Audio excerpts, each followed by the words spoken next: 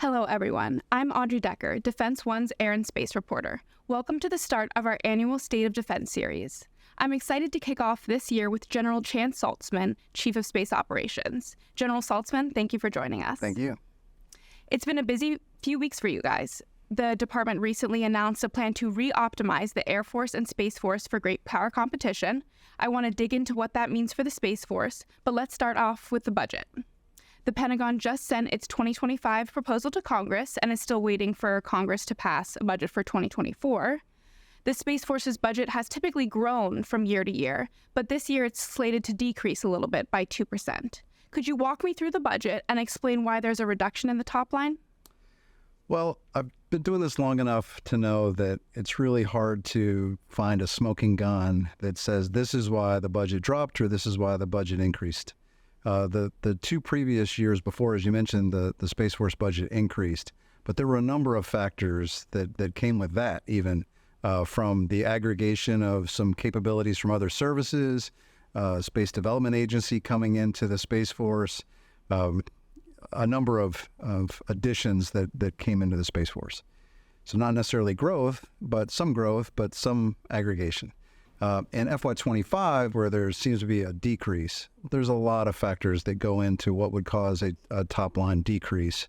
In this case, there was about $600 million in reductions in the number of launches that we required because payloads weren't ready or just the manifest didn't support. Again, any number of reasons why that would be the case. But that's just one of the things that affects the budget. And so I wouldn't focus so much on the actual top line as I would the broader considerations. Like we are still investing heavily in resilient architectures to make sure that we can continue to provide missile warnings, satellite communications, precision navigation and timing when the nation needs it. We've invested heavily in our operational test and training infrastructure to make sure that our Guardians have the kind of advanced training that they need for the threats they're going to face. And so there's lots of areas that I feel very comfortable that we've plussed up and that we're increasing to make sure we can meet all the requirements of the National Defense Strategy. The Pentagon had to build its budget this year under a congressional cap, the Fiscal Responsibility Act. Did that impact any specific programs for the Space Force that maybe you had to scale back on? Well, I think anytime there are constraints placed on the budgetary process, then you're going to have to make decisions and you're going to have to make trade-offs. So again, like I said, there's lots of factors that go into it. So I wouldn't say that the Fiscal Responsibility Act caused any particular issues. I think it caused fiscal constraint across the Department of Defense. We complied with it because it's the law of the land. We took the appropriations or we took the budgeting information we had and we built the programs as best we could. The Space Force is shifting now towards more of a warfighting posture and mindset. How does the 2025 budget reflect that shift, and will it be difficult to make that shift under budget constraints? Yeah, I mean, there are three main components in my strategy to make sure that we shift effectively to a warfighting footing. The first is in making sure that we can avoid operational surprise, that we have complete space domain awareness, and we understand what's going on in the domain. We can characterize satellites, we characterize debris, all of the objects on orbit. And we've invested in FY25 in making sure that we have both the sensors to collect all the data that we need, as well as the tools to make sense out of that data. Our investments in new radars that are coming online over the next few years, as well as tools to better aggregate that information, the vast amount of information we get, into a meaningful operational picture. The second piece is like I said, we've invested heavily in creating more resilient architectures because we don't want an adversary to have an advantage by striking first. And so we've created we're progressing in creating resilient architectures for missile warning, for satellite communications, so that we can continue to provide those capabilities even if we were in a contested space domain. And then the final piece, of course, is the counter-space effort to deny an adversary the ability to use space-enabled targeting to threaten our joint force in any other domain. And this is the area where I wish we could go faster, but the constraints have laid out so that we're not going to be able to go as fast as we can. We're still investing in those capabilities, maybe just not as quickly as we otherwise could. And you mentioned the proliferated warfighting space architecture. In addition to that, there's a huge investment in next generation missile warning capability. Do you feel confident that the timeline in fielding that capability will keep up with the threat that you're seeing? I'm a military guy, and we always think worst case scenario. So I always want to go faster. I always want more capabilities. But I am confident that we have a sense of urgency for how fast we want to put that proliferated architecture in place. And the work that the Space Development Agency has done with Tranche 0 to complete that first tranche to put things on orbit and test and put the capabilities together so we can see the data.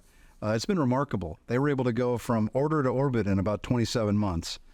So it's encouraging to me that we see that sense of urgency, and our acquisition community is up to putting things up as fast as possible. It's a good sign.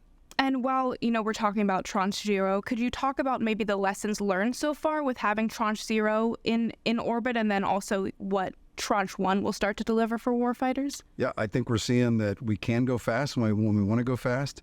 I think it confirms the firm fixed price contract theory that Secretary Calvelli laid out, and we're seeing that play out as well. And then probably the most important and underrated is we've really demonstrated the capability to provide Link 16 data structures from space. That's going to give us global coverage, global persistence for a very important piece of RF infrastructure. Got it. And as you continue to invest in resilient architectures, some have said that the ground segment portion of it is trailing behind, essentially, I guess. So how does the budget, address satellite ground segment specifically? Well, again, I'll lean on Secretary Calvelli. He's done a great job of reprioritizing how we field fully burdened capabilities. We have to think about the on-orbit structures, we have to think about the link structures, and we have to have good ground structures. And what he says is we should build the ground structures first. We can't wait until the satellites are on orbit and then try to let the ground systems catch up. And so he's been successful in setting those requirements, and I feel like we're on a path to make sure we have good, resilient ground infrastructure to support the new capabilities that are going to be on orbit. Another budget question. As you mentioned, the Space Force is reducing its launch plans by a little bit in 2025. You mentioned because payloads aren't ready. Could you talk a little bit why that launch number has decreased? Is that an industry problem? What do you see? Yeah, again, I don't think there's a particular problem. It's just the timelines that come with us estimating what we're going to need in the future. So the launches that we're talking about, we buy rockets 2 years in advance. We're doing planning and programming and all of the acquisition stuff well in advance of that. So the idea that everything can come together in perfect sequence and create the launch manifest for a given year, there's just a lot of variables. And so as we get closer to execution, we modify and refine those estimates to make sure that we don't buy anything that we don't need or can't use. And that's what you're seeing this year. And will that have any impact on operations, or would you say you guys are on track meeting all your requirements? No, we're launching all of the capability that is needed for operations. On satellite maneuvering, are there funds in the budget to develop on-orbit servicing capabilities like on-orbit refueling or satellite maintenance? Could you talk a little bit about that effort? Yeah, this is a very exciting new mission set. And so in this budget, you'll see for the first time us starting to invest small amounts, but we're investing in demonstrations and capabilities and to start to explore what you would need on orbit to be able to service and maintain satellites. This gives us some opportunities to explore dynamic maneuvering, maneuver without regret. These are things that will make our satellites harder to target, more defensible, and so we're starting that investment process to see how that mission set would play out. And in your talks with industry about this, this technology is pretty hard. Where is industry right now on the technology development? And when, I guess, would you guys hope to see this vision of being able to refuel satellites, become a reality? Yeah, I think there's some technical hurdles, and industry is talking about it a lot because everybody sees the value. It's so expensive to develop satellites and then put them on orbit. The longer you can keep them viable on orbit, the better. And so I think there's maybe a keen interest in making sure that they explore those technologies and invest to maintain satellites for as long as possible. So I hear a lot of chatter in industry talking about standards and how to cooperate to make sure that a maintenance satellite can work with any of the satellites that we put on orbit so we can get that collaborative cross-flow across industry. And when would you expect for us to start seeing launches of more refuelable satellites that are able to, take that on-orbit capability? You're probably not going to see anything, at least from a military standpoint, for a few years, because the satellites that we have that are going to launch in the next 2 or 3 years have already been built, already being developed, or already past their design point.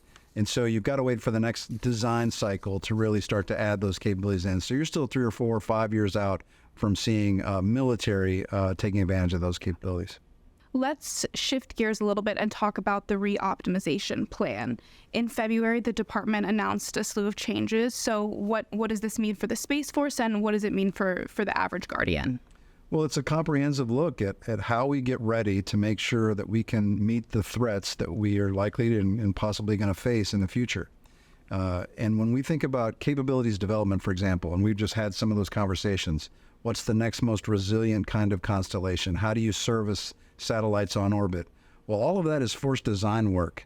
And we have to have the right operational concepts, we have to have the right force structure concepts, and the right system design structures to make all of that work. And we've decided that we didn't have that consolidated in one command. And so that's the kind of the thought behind Futures Command, is that they would take on that experimentation. They would do wargaming and exercising to figure out what the right operational concepts are. And all of that is to inform better, more effective force designs. After that, you have to make sure that you're developing a force that can use those force designs. So we want to train the Guardians. We want to develop advanced training. We want to invest in operational test and training infrastructure. We want our readiness standards to be at the highest level so they can deal with threats. And all of this, requires officers and leaders and civilians and enlisted that understand the threat, understand their systems. And so we're rescoping all of the education, training, and experience opportunities to make sure our Guardians are ready. Force generation, force presentation, those are all going to be modified again so that we can make sure that our forces and our people are ready and presented to the combatant commanders to do the job when they're asked to do it. So it's really a holistic look across the entire service. And the effort, like you mentioned, detailed these new combat squadrons. How does that differ from how you present forces today to Space Operations Command? Well, so employed in place is a wholly different construct. Most services think about warfighting. You pick up and you go to an austere location and you fight. For satellites and for space operations in general, a lot of that is done from employed in place constructs, from our bases in the States, quite frankly. And so when you're doing your day-to-day mission, let's just say the GPS constellation, when you're flying the GPS constellation, you're not being tested by an adversary. So we're good at flying the GPS constellation when it's peaceful conditions. But if our operators are always busy flying the constellation, then when do they practice what it might be to try to do that under a contested environment? So we created a force generation model that carves out time in the schedule for those operators to come out of the combat operations where they're flying day to day and focus on advanced training activities. Once they get up to speed and a little more ready to deal with the threats they might face, then they rotate back into that combat squadron. And so it's more about a rotational model that gives the operators time to train for the threat. That's what the new force generation does. And is that active being implemented today, or when will the model be deployed? It is in various stages. We've defined what the combat squadrons are. We've defined what it takes to do the day-to-day mission, and that has preserved some capacity to start the advanced training. And some squadrons have more capabilities to do advanced training than others. That's why we're investing in the test and training infrastructures to get everybody to that same level. The Space Force is also setting up a new Futures Command to assess long-term needs. You mentioned on-orbit refueling could be something that they could look at. Could you preview any other, new technologies, concepts, missions that the new command might be looking at? Well, for example, space domain awareness in the geo belt and closer to Earth is one kind of space domain awareness. But as you get to cislunar, what we call XGEO, the orbital mechanics change. You have more gravitational attraction. The math that it takes to understand what's going on is different. And so it really is a fundamentally different kind of mission to track what's going on in cislunar. So the question is, okay, we know we're going to have to do that in the future in much more detail than we do today. So what are the operational concepts? How many squadrons do you need? What are the unique sensors that'll contribute to that? And that's the kind of thing that the Futures Command will put together, and then we'll war game it, and we'll do tabletop exercises. We'll run experiments to figure out precisely what the force design needs to look like to take on that mission. You mentioned exercises, which I wanted to ask about. What progress is being made on incorporating Guardians into joint and combined exercises, and kind of what, I guess, if you could give an overview of the missions and the concepts that you guys are focusing on integrating into exercises. Yeah, great question. For years, we've included space professionals in joint exercises, whether that was U.S. Strategic Command when they own the space mission, certainly now in U.S. Space Command. We do a lot of exercises, drills, rehearsals with U.S. Space Command. But where we're adding capability is to actually integrate more effectively into the regional combatant commands and the work they're doing. There's some good examples out in the Indo-Pacific, and Keen Edge and Pacific Century, back-to-back exercises in 22 and 23 that allowed us to really understand when we start to try to create space effects that are specific to a region, what are the command and control structures? How much capacity do you need to bring forward versus what can you do from the rear? So we've learned a lot of good lessons about what it takes to really integrate regional space capabilities into the warfight. The Space Force recently set up its 4th service component at a combatant command Europe and Africa.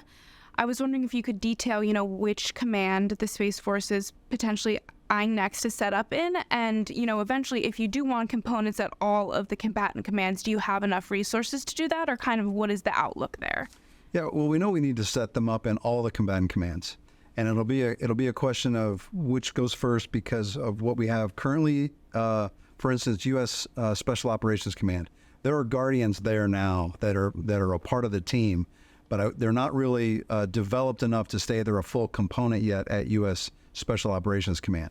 So do we start there, or do we go someplace like U.S. Cyber Command, where we don't have as many Guardians and we've got to sort out? It's a very important mission, and we're very keen to make sure we have the right kind of integration into the U.S. Cyber Command.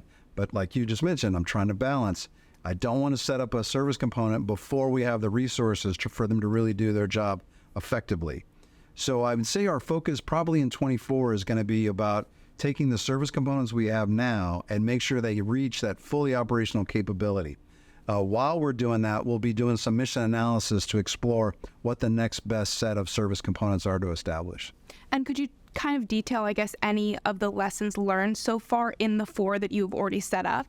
They're extremely valuable. The combatant commanders love them. They're task saturated because immediately people see the value. They're doing security cooperation events. They're doing training. They're doing exercises. They're involved in planning drills to make sure that space is incorporated into all the operational plans that a combatant commander has.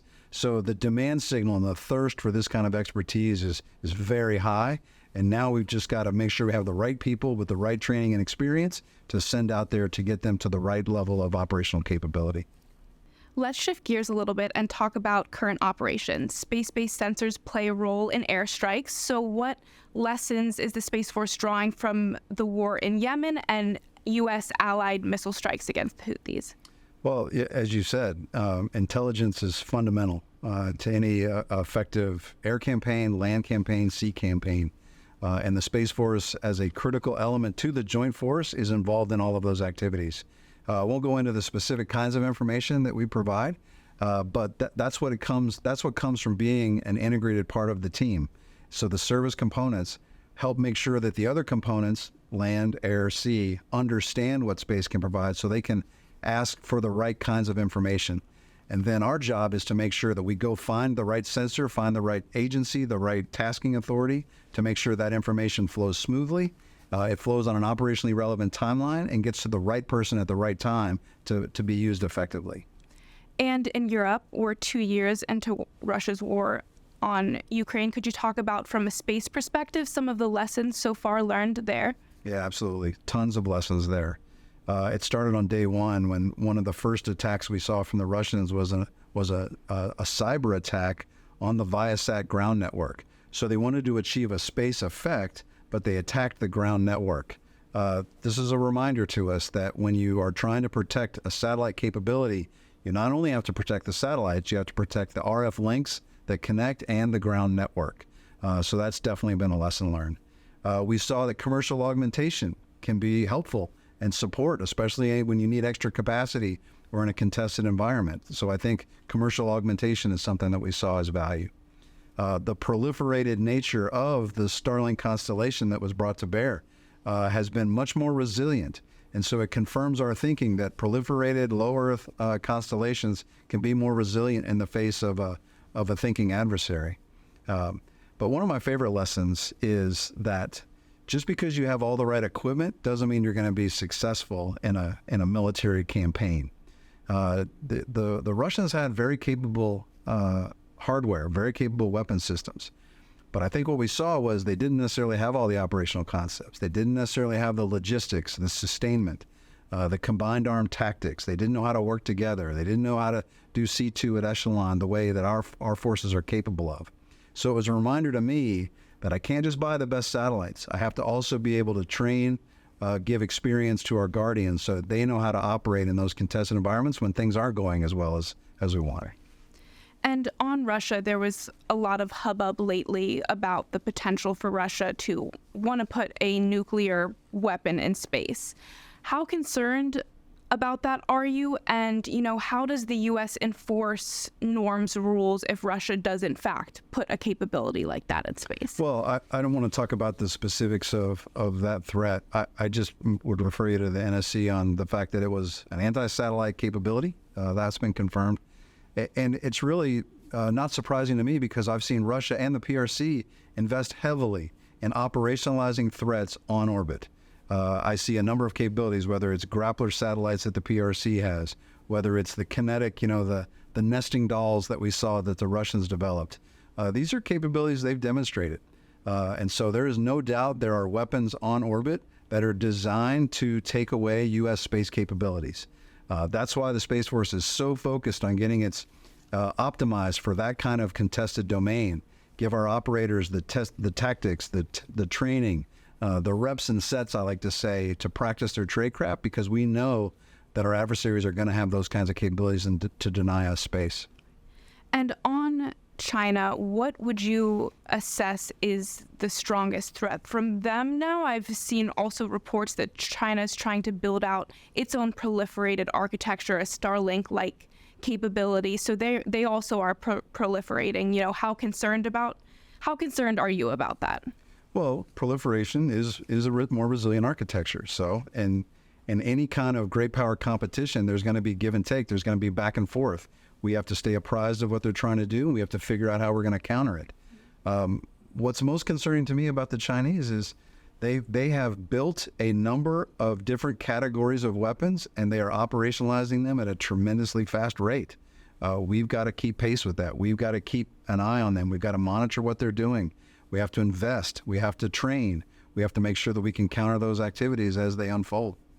Specifically on SpaceX, there have been some reports in the media that SpaceX is withholding broadband internet services in Taiwan. Have you heard of these reports? And to your knowledge, has there been any breach in contract there? I really haven't heard anything about that. I can tell you that, I'm not worried because we have contracts with SpaceX, and they've never failed to meet one of those contract obligations. And while we're on, using commercial services, we're also awaiting a commercial strategy from the Space Force, which you said is coming soon. When exactly are we going to see that, you think? I don't know if I said yesterday. It would be too late for me. We're working fast on it. Here's the balancing act, is we're getting so much high-quality input from any number of reviewers that are looking at both inside the Pentagon and outside the Pentagon. And I'm trying to incorporate it all. I'm trying to, separate the wheat from the chaff, make sure there's good, hard-hitting information there. But at the same time, recognize that at some point we got to stop with the good ideas. We got to publish the document and move out. But I think it's in really good shape. I'm hopeful that in the coming weeks we'll be able to share it with our industry partners. And I know you can't, describe everything that's in the strategy, but could you walk me through your conversations with industry and you guys, how you're figuring out which missions might be more government focused versus industry focused? Which, missions are you guys looking to outsource, kind of your conversations along those lines? It'll seem kind of simple, but to some degree, the most important thing we're doing is coming up with a common vocabulary to how to describe what it is we want to buy so that when we sit down with industry, we're not talking past each other. That's going to be an important step. And then they want to see in priority order, how do you prioritize what industry should be investing in? Like you mentioned, what is it that we think is inherently governmental that we're not interested in contracting out for industry to provide us services, but where are the areas where we could really expand? Satellite communications, space domain awareness data. There's a whole set of categories for services and data and analytics that we want to just maximize and optimize. And so I think what you'll see in the strategy is us defining those terms and then prioritizing the kinds of things that we want from industry. Frank Covelli has spoken numerous times about industry, saying, you guys got to stay on track, on schedule, on cost. What this year do you want to see from industry? And kind of if you could maybe describe, are there any ways that you think industry could improve, or is it more just like a conversation? Well, it's really good because this is the hardest thing to do, is to project, a high-tech system in a contest environment that we've never had to contest before. And get it right out of the gate, and this is a tough set of analytics. And so really, it's a two-way street. One is I can't make the requirements so complicated that the contractors and the industry struggles to meet just the basic requirements. And sometimes we have a tendency to do that. We want the perfect, and that jeopardizes getting what's good enough. And so this is a two-way conversation, and that's why I think it's important that we do have that collaborative approach with industry. What can you do? What do we need? Let's share our discussions about what your challenges are, what my challenges are, and see if we can collectively establish the best way to move forward. And that's what we do when we sit down with our industry partners, is try to have that broader discussion before we dive into the specifics. Along those lines, as the Space Force shifts to a more war-fighting mindset, you guys know you're going to need to have to use commercial capabilities in wartime. Is the commercial strategy going to maybe detail, how the Space Force will use commercial capabilities in wartime? How might those contracts been drafted, or have you guys started to talk to industry about that? Well, the good news about this particular strategy, which will evolve over time, but in this particular case, we know where we need extra capacity. Rather than us buying it, we'd like to just have industry provide it for us. So always buy what you can before you build your own. So where we need extra capacity is the kind of things we're going to lean on. Where we think they can use data and provide analytics that saves us manpower or new tools that would have to process the information, we want to lean on that as well. Yes, we know we're going to use commercial capabilities in all phases of competition, crisis, and conflict. But again, this is about contract negotiation and being very clear about how we're going to use the information, and have had no pushback from industry on helping us build those kind of architectures. Got it. So will we see language along those lines in the commercial strategy? Yes, and in terms of here's what we're looking for, here's the priority that we're looking for them, and here's how you can best provide those capabilities. We're coming close up onto our time, but I wanted to hand it back over to you and ask, looking forward to the upcoming year, what are your priorities? What are you looking out for? What are you most excited about? And yeah, if you have any concluding statements as well. Well, I appreciate that. Thank you. This year, I'm really focused on Guardians. I have come to the conclusion as I tour around, again, as I said, buying the best systems in the world is great, and that's always an advantage. But it's our Guardians. It's the training they bring to bear. It's their innovative spirit. It's the way they view a problem and can find 3 different ideas to solve it that I never would have thought of. And I want to see how we can take the best advantage of that, give them new experiences, give them opportunities to learn from industry, to learn from other services, so that by the time they're old like me, they think about space in an entirely different way. I want to put tools in their hands this year so they can start to practice. They can ask questions themselves rather than forwarding questions all the way up to the leadership, and they can solve problems at their level. That's really what I'm going around and asking, how we can start to put really the kinds of capabilities where they can solve problems themselves rather than just identifying problems to their leadership. They're hungry for it, and I'm just trying to take advantage of that this year. General Saltzman, thank you for your time and insights today. Thank you. And thank you for everyone who joined us online. Please stay tuned for our next event, where my colleague Lauren Williams will be speaking to the Deputy Commander of Space Systems Command. For Defense One, I'm Audrey Decker.